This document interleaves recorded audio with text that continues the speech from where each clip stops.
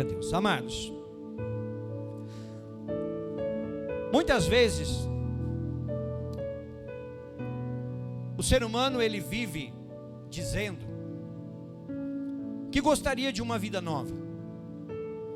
Muitas vezes o ser humano vive dizendo que gostaria de viver algo novo na sua vida, que gostaria talvez de uma mudança, de uma transformação. Talvez às vezes as pessoas olham para a sua vida e dizem assim: eu não estou satisfeito, eu queria ser diferente, eu queria que as coisas acontecessem diferente, eu queria que talvez a minha família tivesse diferente, ou o meu relacionamento fosse diferente, ou a minha intimidade, o meu relacionamento com Deus fosse diferente. Muitas vezes, amados, nós falamos que desejamos isso, uma nova história, desejamos algo novo. Mas a pergunta é: será que realmente nós queremos isso? Será que, amados, nós falamos, mas no fundo nós queremos? Porque muitas vezes, amados, parece que nós não temos a noção do peso das nossas palavras. Porque falamos que eu quero mudar, eu vou tomar uma atitude, mas eu não faço nada. Eu quero uma vida nova, mas eu não saio do lugar onde eu estou. Eu não me movo para que nada aconteça de diferente.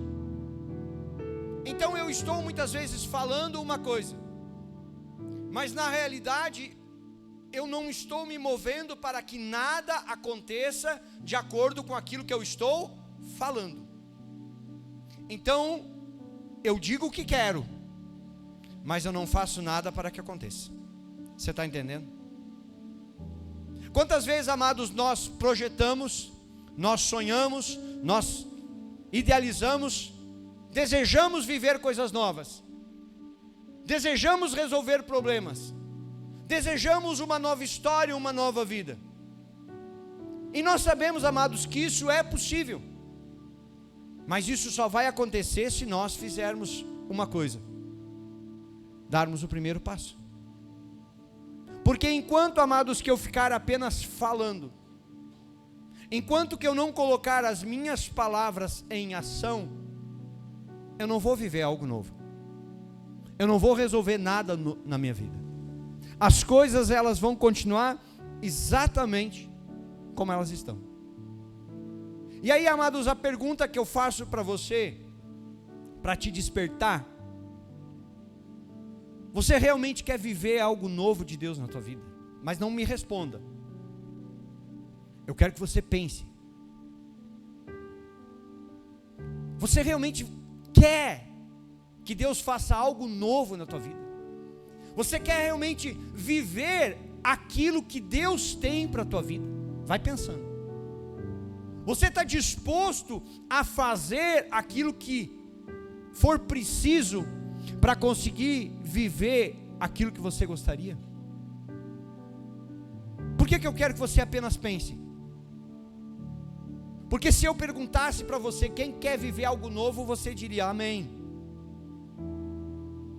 Mas de que adianta eu perguntar, você dizer, você falar que você quer viver algo novo, mas quando você sair daqui, você continuar fazendo as mesmas coisas que você estava fazendo antes de chegar aqui? Apenas você concordou com o pastor, apenas você liberou uma palavra, mas aquilo não saiu do lugar. O que eu quero que você entenda: se você tivesse, presta atenção, se você tivesse a oportunidade de realmente mudar a sua vida, se você realmente tivesse a oportunidade de viver algo sobrenatural de Deus na tua vida, de viver aquilo que Deus tem, uma vida nova, uma vida restaurada, independente da área que fosse, seja com você, nas tuas emoções, nos teus traumas, seja na tua família, seja nos teus sonhos, seja nos teus projetos, seja para aquilo que você almeja para o futuro. Se você realmente tivesse uma oportunidade de viver algo novo, A pergunta é: qual seria a sua resposta? Ou melhor, qual seria a sua atitude? Você realmente viveria algo? Você realmente aproveitaria essa oportunidade? Ou apenas seria uma oportunidade que passaria na tua vida, mas que você não tomaria posse? Eu quero que você pense nisso, sabe por quê? Porque quando nós olhamos, amados, para a história desse jovem que chega até Jesus Cristo, é uma história como eu estou te contando.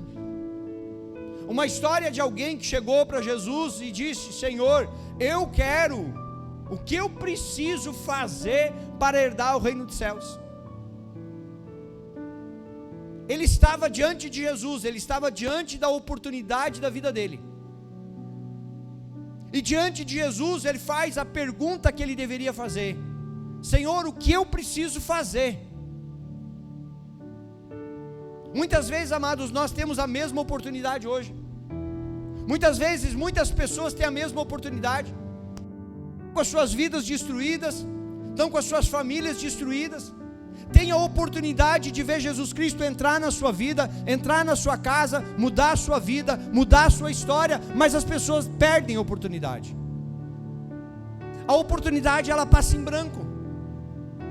E a pergunta é, amados, até quando nós vamos deixar a oportunidade passar?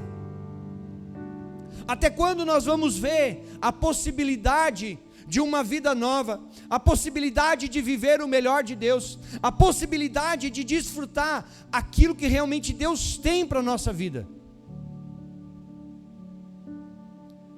Até quando nós vamos jogar a oportunidade fora? A Bíblia, amados, está nos contando a história de alguém que chega para Jesus e faz uma pergunta. E quando Jesus responde, nós vamos perceber que esse jovem, ele não gostou da resposta de Jesus.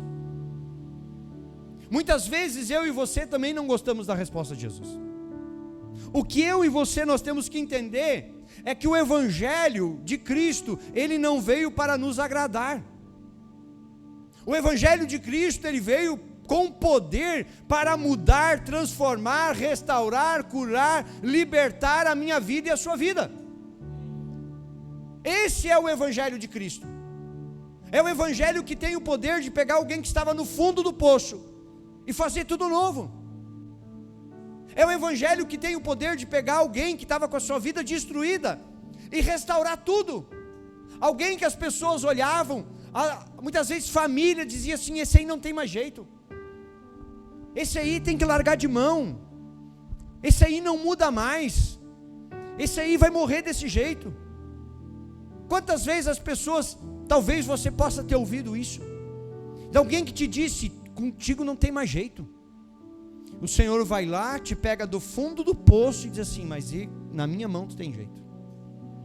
O que eu estou falando para você é esse Evangelho. O Evangelho, amados, que não olha para o estado que nós estamos, mas o Evangelho que vem e traz aquilo que nós precisamos. Não é o Evangelho que muitas vezes vai agradar os teus ouvidos. Não é o Evangelho que vai te trazer aquela massagenzinha para que você saia com o seu ego lá nas alturas, não. Muitas vezes você vai sair com a tua cara no chão, com vergonha, sabendo que precisa mudar, sabendo que se não for Jesus na tua vida, você não tem esperança. Quando nós olhamos, amados, para esse jovem, a Bíblia vai nos dizer, versículo 17, que esse jovem, ele faz a coisa certa. Ele faz, e aqui nós vamos ver 3 atitudes desse jovem. A Bíblia vai dizer: e pondo-se a caminho, correu para ele. Primeira atitude dele, amados, ele foi até Jesus. A primeira atitude desse jovem, amados, mostra que ele entendeu: eu preciso ir até Jesus. Hoje as pessoas ficam muitas vezes esperando que Jesus vá até elas. O Evangelho tem que correr atrás de mim e fazer aquilo que me agrada. Aqui, amados, esse jovem está mostrando que ele desejava algo para a sua vida e ele correu atrás de Jesus. Amém? Comece a ir atrás do Mestre. A segunda coisa, amados, que nós vamos ver, que a Bíblia vai dizer, a qual se ajoelhou diante dele. O se ajoelhar, amados, diante de um homem, se ajoelhar diante de Jesus Cristo, era um sinal de reverência, era um sinal de adoração, era um sinal de reconhecimento que existia poder, reconhecimento que existia autoridade, reconhecimento que Jesus Cristo era quem ele dizia que ele era, o Filho de Deus, aquele que tinha poder para mudar a vida daquele jovem, aquele que tinha poder para fazer aquilo que aquele jovem precisa. Por isso que a Bíblia diz então, que ele primeiro ele vai atrás, segundo, ele se prostra, ele adora Jesus, e no terceiro, amados, a Bíblia vai dizer, que ele pergunta para Jesus: bom mestre, o que eu preciso fazer para dar a vida eterna? Ele faz a pergunta de 1 milhão. Você já olhou o show do milhão? Quando aquela pergunta vale 1 milhão, e se tu acertar tu ganha 1 milhão, mas se tu errar tu perde tudo. Essa pergunta aqui, amados, vale mais do que 1 milhão. Porque essa pergunta aqui, amados, ela vale a vida eterna. O que esse jovem chega para Jesus e pergunta é isso: o que eu preciso fazer para herdar a vida eterna? Veja, amados, que parece que a atitude dele, preste atenção nisso, a atitude dele parece estar totalmente correta, amém? Parece ou não parece? Ele vai até Jesus, ele adora Jesus, ele faz a pergunta certa para Jesus, para a pessoa certa. Parece que ele estava realmente querendo, não parece? Mas nem tudo que parece é.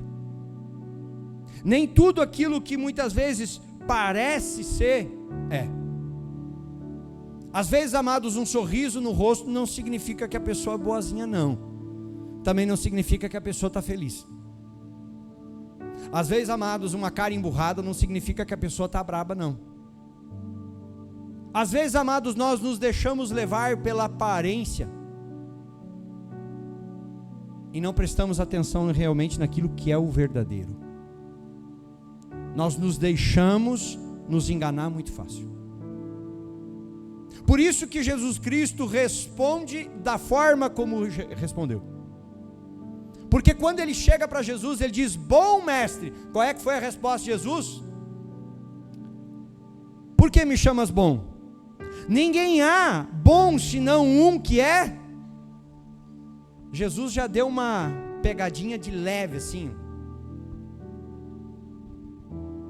Por que Jesus fez isso? Por que Jesus escuta daquele jovem quando chama ele de bom mestre? E Jesus, bom é só um, é somente Deus. Sabe o que Jesus estava nos ensinando? O que estava mostrando para aquele jovem? Jesus estava na terra como homem, e Jesus estava mostrando: não existe um bom aqui na terra. Bom só existe aquele que está no céu. Você quer ser bom? Então herda a vida eterna e você vai se tornar bom. Mas enquanto que você estiver aqui na terra, você não é bom. Às vezes, amados, nós nos achamos bons demais. E às vezes não percebemos que o nosso orgulho, a dureza do nosso coração, a nossa frieza espiritual, muitas vezes, amados, nós não percebemos que essas coisas vão nos impedindo de realmente nos chegarmos a Deus, vão nos impedindo realmente de mantermos um relacionamento com Deus. Então a pessoa, ela consegue vir à igreja, ela consegue participar de um culto, ela consegue participar do louvor, mas não adorar. Ela consegue ouvir a palavra, mas não ser tocada. Ela consegue participar do momento de oração, onde o Espírito Santo se derrama e ela sai vazia. Porque muitas vezes, amados, quando eu e você não abrirmos o nosso coração, quando estivermos na casa de Deus, é assim que nós vamos sair daqui. O que eu quero que você entenda, amados, quando você estiver na casa de Deus, se renda, se humilha, reconheça que você precisa dele. Nós precisamos reconhecer, amados, que bom é somente o nosso Senhor, somente o nosso Pai, somente aquele que nos criou. E quanto a nós somos o que a Bíblia diz: pecadores, falhos, fracos, somos carne. E era isso que Jesus estava dizendo para esse jovem. Discurso bonito não enganava Jesus.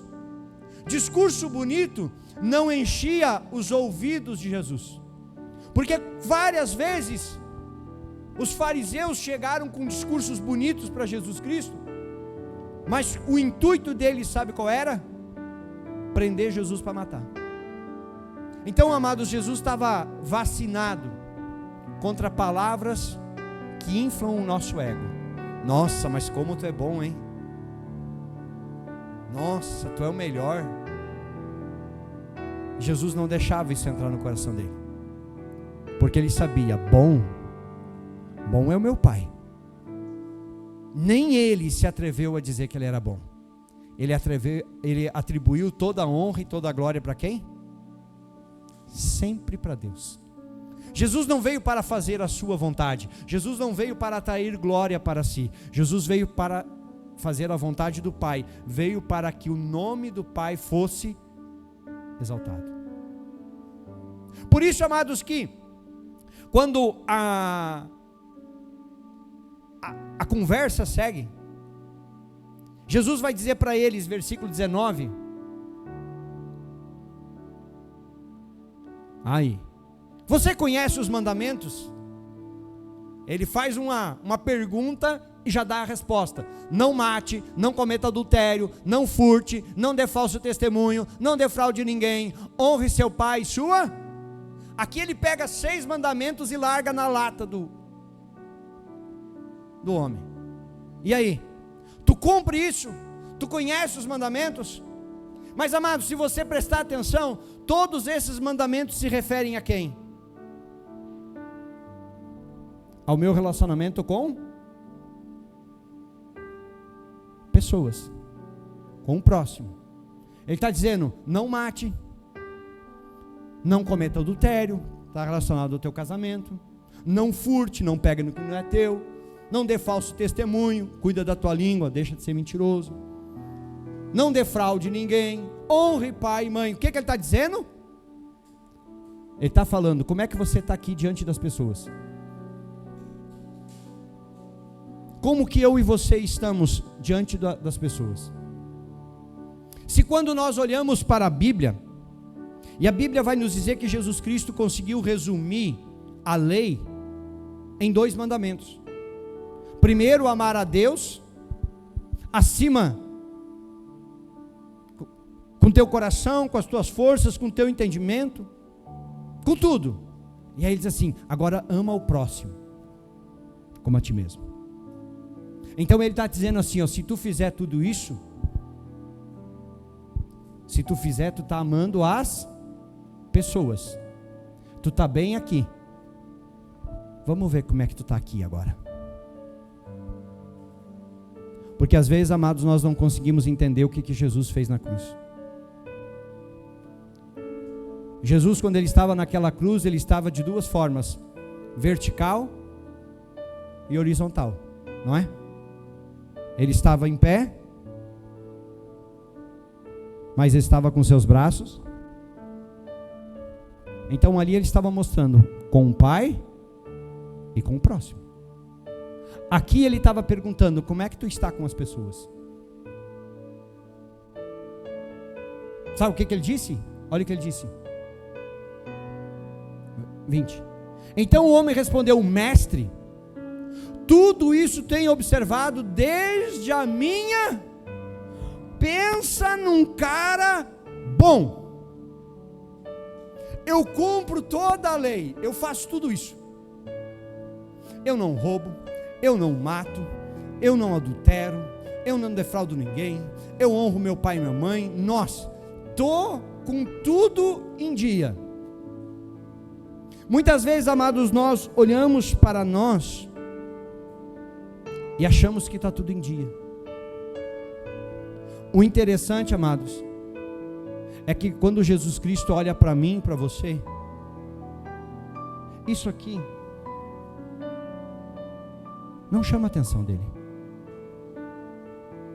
A minha roupa, a tua roupa, a minha aparência, a tua aparência, isso aqui não. Está mais gordinho, está mais magrinho, está mais altinho. Isso aqui não chama atenção. Sabe o que chama atenção? É quando ele olha para dentro do nosso coração e ele vai lá no fundo e ele vai vasculhar o que realmente ainda precisa ser mudado. É isso que ele faz. Por isso que quando esse jovem diz: eu tenho observado tudo isso desde a minha mocidade, olha o que a Bíblia vai dizer no próximo versículo. Jesus olhando para ele com amor. Nossa, esse é o cara. Esse é o cara. Ele tem tudo o que precisa. Ele tem tudo o que necessita. Mas aí Jesus resolve dizer um detalhe. Olha o que Jesus disse: só uma coisa falta para você. Você consegue agora imaginar, presta atenção, se isso fosse para você. Se Jesus Cristo chegasse para você e te dissesse assim: Cleison, Denner, Luiz, Lázaro, Gledson, só uma coisa falta para tu herdar o reino de Deus. A pergunta é: o que nós faríamos? Só uma coisa. Você já parou para pensar? Se Jesus chegasse para você e te dissesse: só está faltando uma coisa, Ivanir, só uma, o resto tudo tu já está 10. Já pensou, Nilson? Uma única coisa, Deus falando. Já pensou? Jesus dizendo: o resto tu está pronto, tu já está com o pé quase lá, eu já estou me preparando para te receber no céu, mas só está faltando um detalhezinho ainda. E aí ele diz: vá, venda tudo o que tem, dê o dinheiro aos pobres, e você terá um tesouro no céu. Depois venha e siga-me.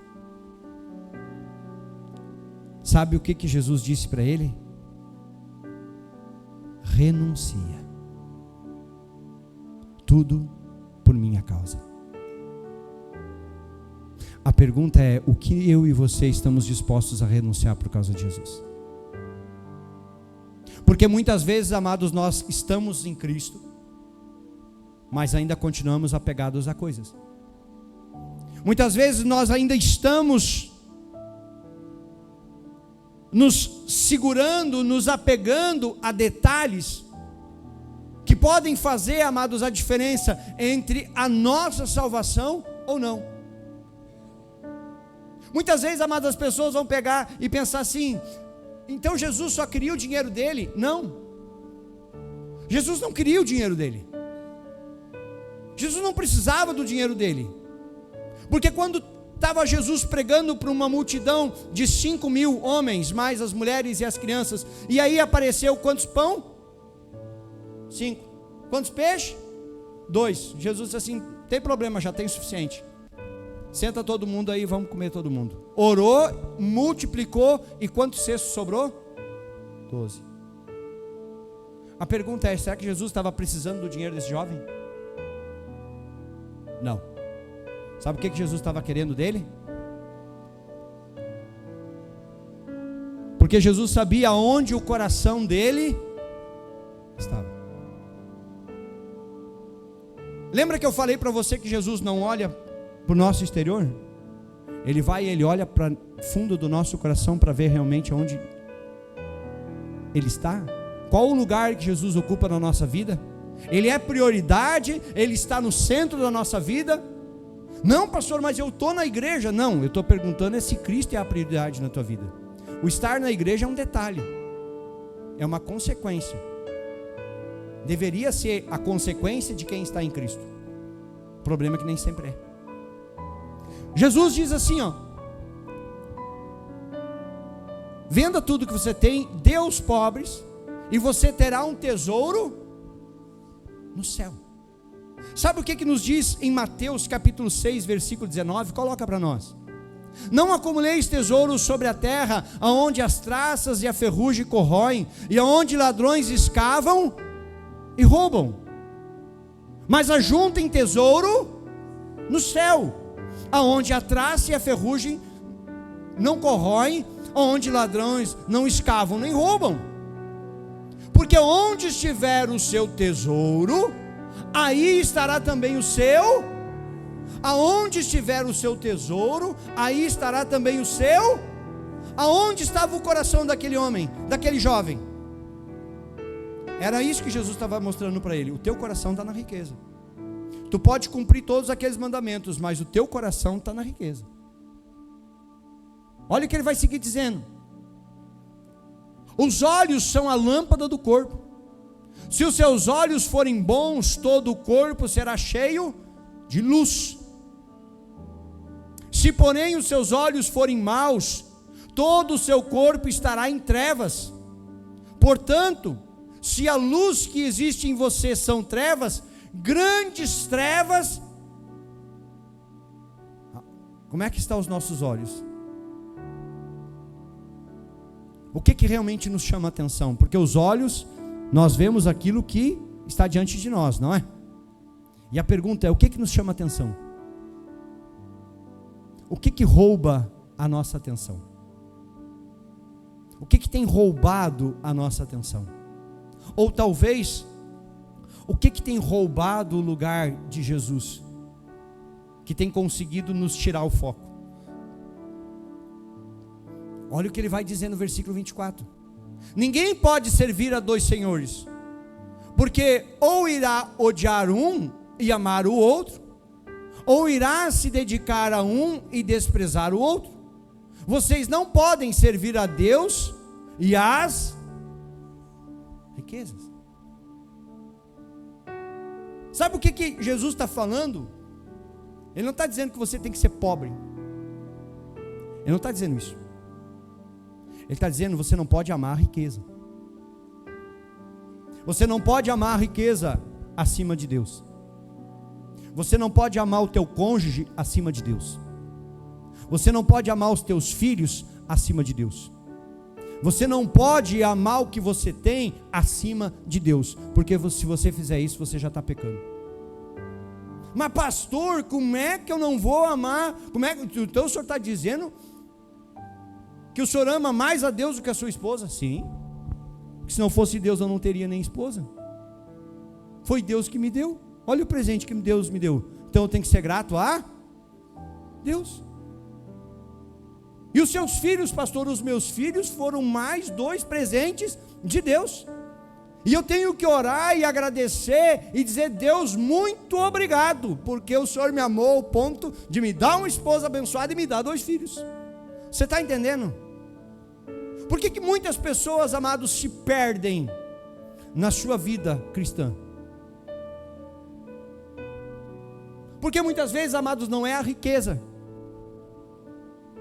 mas é quando qualquer outra coisa rouba o lugar de Deus no nosso coração. Por que a Bíblia condena a idolatria? E muitas vezes, amados, as pessoas se enganam achando que idolatria é só adoração de imagem. Não é. Idolatria é tudo aquilo que eu coloco acima de Deus. O que esse jovem estava fazendo? Eu cumpro tudo, mas eu amo as minhas riquezas mais do que o Senhor. Volta para o texto lá. É isso que nós temos que começar a parar para ver. Qual é a prioridade da tua vida? O que realmente tem valor para você? Só que aí, amados, ele escuta o que Jesus fala. E aí chega numa parte bem interessante, porque a Bíblia vai dizer: ele, porém, contrariado com essa palavra, retirou-se. Quantas vezes você já saiu triste da igreja por causa da palavra que foi pregada? Quantas vezes você já saiu brabo com o pastor pelo que o pastor pregou? Já aconteceu com alguém? Comigo já aconteceu. Se não aconteceu com você, eu vou ter que começar a pregar diferente então. Se você nunca saiu meio que de cara, nossa, não gostei, ou hoje o pastor, nossa, parece que o pastor pregou só para mim. Nunca aconteceu com você? Já aconteceu contigo? Pelo menos um. Pelo menos numa palavra deu um cutucão. Os outros são muito santos, né?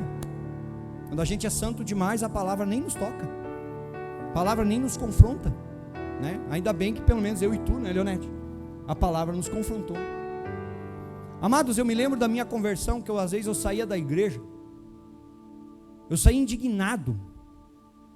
Eu não sabia se eu estava indignado comigo, eu não sabia se eu estava indignado com o pastor, eu não sabia se eu estava indignado com Deus, eu não sabia, mas eu estava indignado e eu olhava, cara, minha vida, eu preciso mudar. E cada vez, amados, que a palavra me confrontava, Deus me levava a uma mudança. Cada vez que a palavra me pauleava, eu dizia: é aqui que Deus está me mudando, é aqui que eu preciso mudar. O problema, amados, é quando nós fizemos isso aqui. Quando a palavra ela vem e te confronta e te muda, você está no caminho certo. Agora, quando a palavra ela vem, ela te confronta e você se afasta, você está virando as costas para a salvação. Você está dizendo: eu não quero o que Deus tem para a minha vida, eu não quero mudar, eu não quero resolver a minha vida, eu não quero viver algo novo. Eu até digo que quero, Senhor, resolve a minha vida, Senhor, faz tudo novo na minha vida. Aí quando Deus chega e diz assim: muda aqui, não, isso eu não quero. Lembra da história que eu falei no início? Dizemos que queremos uma mudança, dizemos que queremos uma oportunidade para mudar, mas quando chega na hora de fazer o que temos que fazer, não fizemos. Esse jovem não chegou para Jesus dizendo que queria herdar o reino dos céus? Chegou ou não chegou? Pois é. E quando Jesus disse: só falta uma coisa, vai e faz, o que ele fez? Não fez. A única coisa que ele tinha para fazer, ele não fez. E tudo que ele queria era saber o que ele precisava fazer. Não parece engraçado isso? Ele queria saber o que tinha que fazer, mas quando soube o que tinha que fazer, não quis fazer. Interessante, né? Às vezes acontece o mesmo com nós. É quando Deus está querendo mudar o que precisa ser mudado em nós e nós não estamos deixando. É quando Deus está nos corrigindo e aí nós nos afastamos para que a correção pare. É quando nós nos retiramos, é quando nós nos afastamos. Não, mas eu não gostei, hoje eu vou deletar essa palavra que foi pregada porque eu não gostei, isso me confrontou demais. Sabe o que a gente está fazendo? A gente está se afastando daquilo que Deus está querendo fazer. Lembra do que eu falei no início? O Evangelho ele não veio para te agradar, irmãos. Ele não veio para me agradar. O Evangelho ele veio como uma oportunidade para que as coisas se resolvam na nossa vida, para que tudo se faça novo. E aí a pergunta é: e o que nós estamos fazendo com essa oportunidade? O que esse jovem fez com essa oportunidade? Diga comigo: jogou. Cutuca aí quem está perto. Diz assim: acorda aí. Diz assim: jogou fora. Foi o que ele fez. Ele, porém, contrariado com essa palavra, retirou-se triste porque era dono de muitas propriedades. Ele jogou fora a oportunidade da sua vida.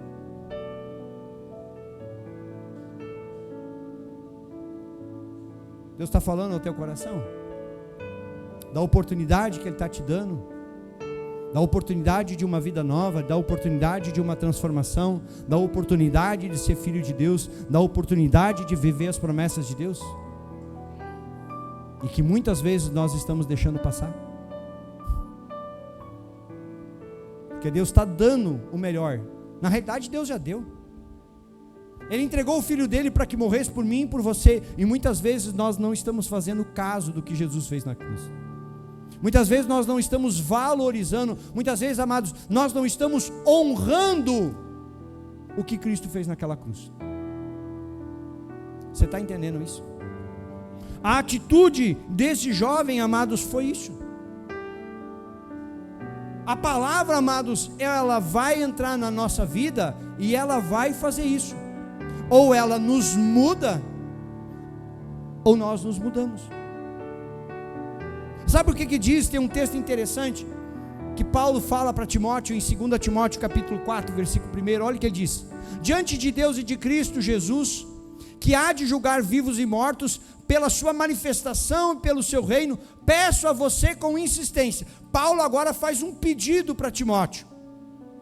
Paulo está escrevendo uma carta para o seu discípulo, para aquele que estava assumindo uma igreja, para que estava pregando o evangelho. Agora ele faz um pedido com insistência. Ele diz, olha o versículo 2, que pregue a palavra, insta, quer seja oportuno, quer não, corrija, repreenda, exorte com toda paciência e doutrina. Pois virá o tempo em que não suportarão essa doutrina, pelo contrário, se rodearão de mestres segundo as suas próprias cobiças, como que sentindo coceira nos ouvidos. Eles se recusarão a dar ouvidos à verdade, entregando-se, diga, às mentiras. Fábula é uma história inventada, é uma... Por que tem gente que não gosta do verdadeiro evangelho? Porque Paulo disse, corrija, repreenda, exorta, prega a palavra. É isso, amados, que eu e você nós precisamos entender. O evangelho, ele veio para mudar a nossa vida e ele tem poder para isso. Nós precisamos entender, amados, que se nós tomarmos posse do evangelho de Cristo, nós seremos mudados. O poder da palavra, amados, pregada, tem o poder de transformar a tua vida. A minha vida, amados, foi transformada em uma pregação. Quando eu decidi, é hoje que eu quero a mudança, eu não vou perder a oportunidade. Ali eu me entreguei a Cristo. Eu não precisei de anos de igreja para depois pensar, acho que eu vou me entregar a Cristo. Não. Quando eu vi a oportunidade, eu disse, eu quero isso para a minha vida. Às vezes as pessoas ficam adiando. Não, pastor, eu acho que ainda não. Sei, ainda tem umas coisas que tem que mudar. Tem umas coisas que eu tenho que melhorar. Aí quando eu resolver tudo, aí eu vou para Jesus. Se você conseguir resolver tudo sozinho, para que você vai querer Jesus? Eu e você, nós temos que entender que sem Jesus nós nunca vamos conseguir resolver nada. Por isso, amados, que Jesus ele vai seguir dizendo, volta lá, versículo 23, para nós finalizar. Então Jesus, olhando ao redor, disse aos seus discípulos, como é difícil para quem tem riquezas entrar no reino dos céus. Lembra, amados, quem ama as riquezas mais do que a Deus, esse não consegue entrar no reino dos céus. O que hoje você ama mais do que a Deus? É isso que nós temos que parar para pensar.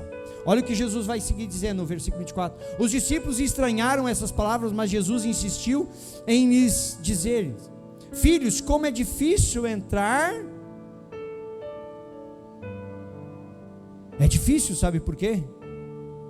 Porque se eu não renunciar tudo por causa de Cristo, eu nunca vou conseguir entrar. Eu posso fazer 99,99% tudo certo, mas se eu não renunciar o que eu preciso renunciar, eu não vou conseguir. Por isso que ele finaliza dizendo, é mais fácil um camelo passar pelo fundo de uma agulha do que o rico entrar no reino de Deus. Não vamos nem entrar em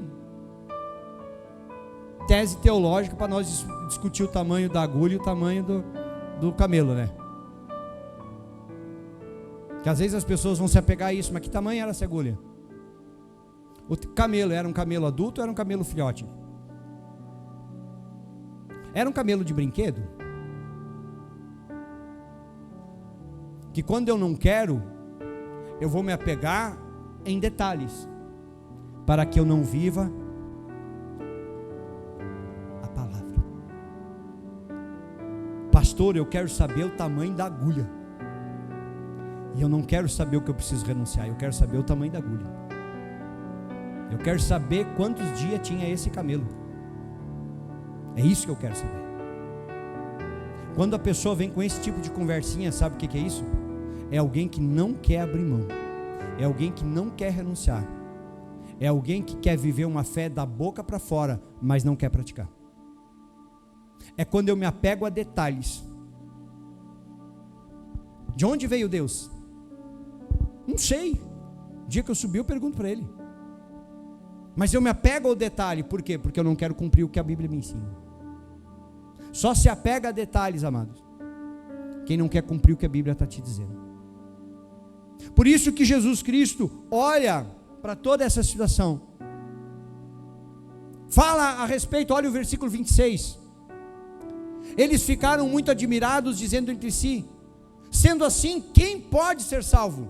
Ué, quem renunciar, quem abrir mão de tudo. Olha o que ele diz no versículo 27, para nós finalizar. Jesus olhando para eles disse, para os seres humanos ele está dizendo, vocês nunca vão conseguir sozinhos. Sem mim vocês nunca vão conseguir ser salvos. E isso nós nunca podemos esquecer. Era isso que Jesus estava dizendo. Contudo, não para Deus, porque para Deus tudo, Ele pode te tirar do fundo do poço e fazer você ser salvo. Ele pode pegar a tua vida 100% destruída e te levar à salvação. Basta você abrir mão de tudo e entregar tudo nas mãos dele. É isso que eu e você. Então Pedro começou a dizer, bota lá. Então Pedro começou a dizer-lhe, eis que nós deixamos tudo. Olha o que Pedro está dizendo. Nós deixamos tudo e seguimos o Senhor. Olha como, bota o 29.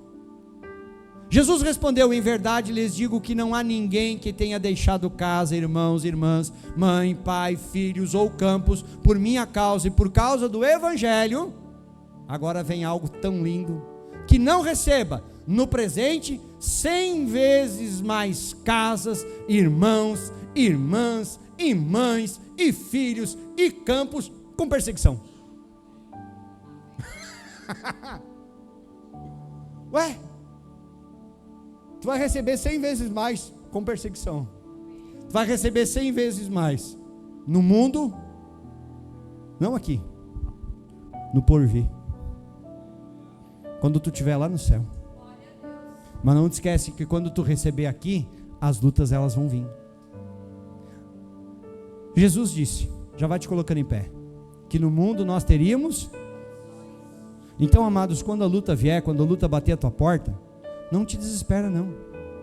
Lembre-se que você está recebendo uma oportunidade de Deus para que a tua vida seja mudada, para que a tua vida seja transformada. A pergunta é, o que você vai fazer com essa oportunidade?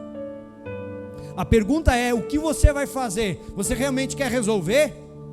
Você realmente quer viver o novo? Você realmente quer viver as promessas? Ou vai ficar só no blá blá blá? Você vai querer ver na tua vida a promessa de Deus se cumprindo? Ou você está apenas falando, mas quando chega na hora de renunciar, você não renuncia? Porque o que esse jovem rico fez, foi isso. Quando chegou na hora dele abrir mão, dele renunciar e colocar Cristo em primeiro lugar, o que ele fez? Se entristeceu, se retirou contrariado e foi embora, porque as riquezas são mais importantes. O que hoje na tua vida é mais importante do que Jesus? Ai, pastor, eu não sou rico. Mas tem talvez alguma coisinha que você está agarradinho. Entenda, amados, aqui Jesus está nos dando uma lição. Nada pode ocupar o primeiro lugar na nossa vida a não ser Deus. Nada nem ninguém. Se realmente eu e você queremos vida eterna, Deus em primeiro lugar. Renuncia O que Jesus estava pedindo para aquele jovem era renúncia. O que Jesus pede para mim e para você: renuncia a tudo neste mundo e te prepara para receber no mundo por vir. Fecha os teus olhos. Coloca a tua vida na presença de Deus. Abra o teu coração. O que você precisa hoje renunciar, para que a oportunidade de Deus ela se cumpra na tua vida, para que não seja uma oportunidade que vai passar em branco.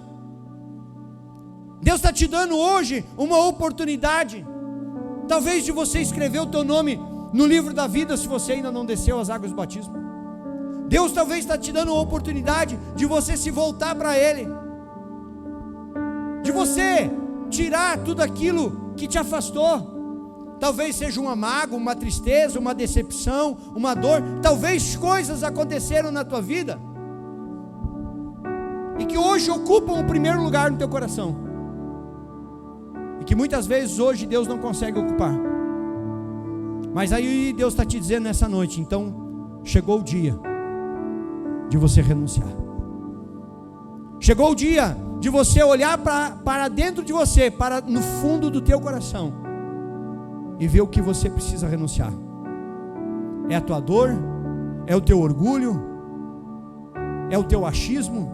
É a tua religiosidade? O que você hoje precisa renunciar? O que hoje você precisa renunciar para agarrar com as duas mãos a oportunidade que Deus está te dando? Pai, em nome de Jesus Cristo, eu oro pela tua igreja. Eu oro, Pai, para que o teu Espírito Santo esteja trabalhando em cada vida, em cada coração. Que o Senhor esteja, meu Deus, ministrando, Pai, sobre essas vidas. E em nome de Jesus Cristo, toda a barreira, todo o impedimento, tudo aquilo, meu Deus, que tem agido e criado barreiras, obstáculos, para que os teus filhos não se rendam, para que os teus filhos não se entreguem, para que os teus filhos não renunciem a tudo, por tua causa. Eu te peço agora, Pai, que em nome de Jesus toda essa barreira caia por terra, mas que o teu Espírito Santo tenha total liberdade, Senhor, de entrar nesses corações e levar a mudança que só o Senhor pode fazer. Essa é a minha oração nessa noite, em nome de Jesus.